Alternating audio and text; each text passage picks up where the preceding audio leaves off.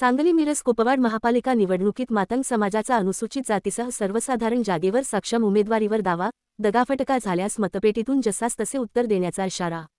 सांगली मिरज कुपवाड महानगरपालिका निवडणुकीच्या अनुषंगाने मातंग समाजातील सर्व इच्छुक उमेदवार आणि समाजातील ज्येष्ठ अनुभवी अभ्यासू नेते कार्यकर्ते यांची अत्यंत महत्त्वाची आणि तातडीची बैठक आयोजित केलेली होती।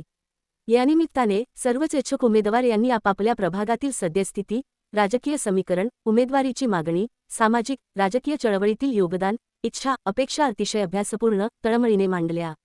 सुरुवातीला समन्वय समितीचे प्रमुख निमंत्रक मातंग समाजाचे युवा आक्रमक नेते आकाश तिवडे मेजक यांनी स्वागत प्रास्ताविक केले।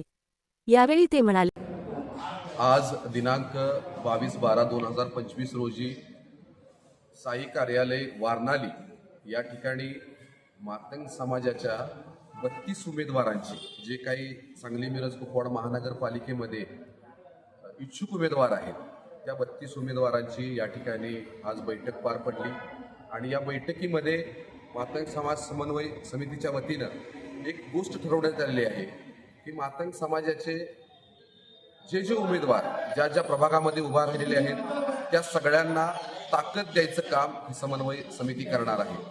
खऱ्या अर्थानं 11 वॉर्ड आहेत जे SC कॅटेगरीमध्ये आहेत, पण त्या 11 वॉर्डमध्ये मातंग समाजाचे 8 जे वॉर्ड आहेत आणि त्या 8 वॉर्डमध्ये मातंग समाजाचे आर्थिकदृष्ट्या आणि प्रत्येक गोष्टीमध्ये समाजमान्य असणारे असे 8 उमेदवार जे निवडून येऊ शकतात। 11 वॉर्डमधले 8 जे वॉर्ड आहेत त्यामध्ये मातंग समाजाचे 8 उमेदवार निवडून येऊ शकतात।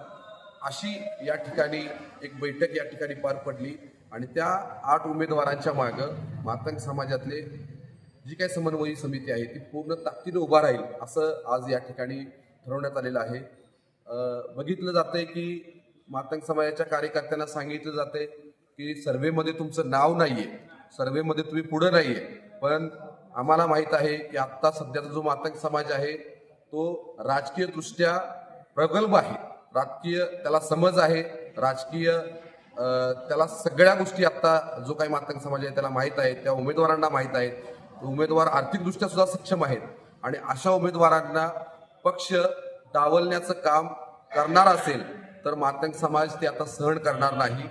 जो पक्ष मातंग समाजाच्या उमेदवारांना जास्त सीट्स देईल त्याच पक्षाच्या मागे मातंग समाज ताकदीने उभा राहील हे सांगण्यासाठी आज या ठिकाणी आज बैठक झालेली आहे आणि त्या बैठकीमध्ये हा निर्धार केलेला आहे।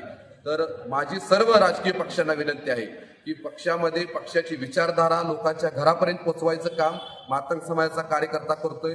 पक्षाची विचारधारा लोकांपर्यंत पोहोचवून पक्ष मोठं करण्याचं काम मातंग समाज करतोय, ऐन वेळेला त्याला डावलण्याचं काम पक्ष करतोय। पण इथून पुढच्या काळामध्ये तसं न करता मातंग समाजाला न्याय देण्याचं काम पक्षाने राष्ट्रीय पक्षाने करावं आणि आपण कराल असा विश्वास या ठिकाणी ठेवतो। आणि जर का तसं नाही झालं तर मातंग समाज आपल्या विरोधात सर्व राजकीय पक्षांच्या विरोधात आपले शीट्स उभा करून त्यांच्या शिटा पाडायचं काम मातंग समाज करणार आहे। धन्यवाद। जय भीम, जय लवजी।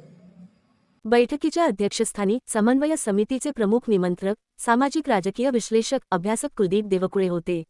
यावेळी बोलताना देवकुळे म्हणाले की सध्याची राजकीय स्थिती, परिस्थिती आणि गतीची जाणीव करून देत मातंग समाजाच्या राजकीय अस्तित्वाची लढाई असल्याचे सांगितले। त्याचबरोबर योग्य आणि अपेक्षित न्याय न मिळाल्यास या निवडणुकीत मातंग समाजाची रणनीती निर्णायक ठरवू असा विश्वास दिला।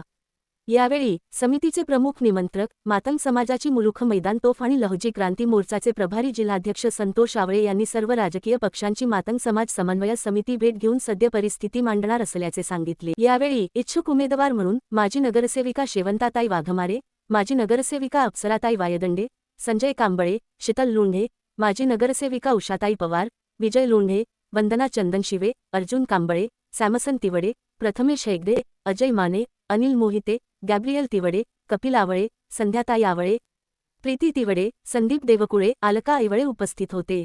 तर दलितमित्र अशोक पवार सर, जितेंद्र हेगडे, यशया तालोरी, सूरज कांबळे, कुमार वायदंडे, आशिष होळकर, राजीव वायदंडे, सालमन गोंगटी, तम्मा ऐवळे इत्यादी समाज बांधव आवर्जून उपस्थित होते।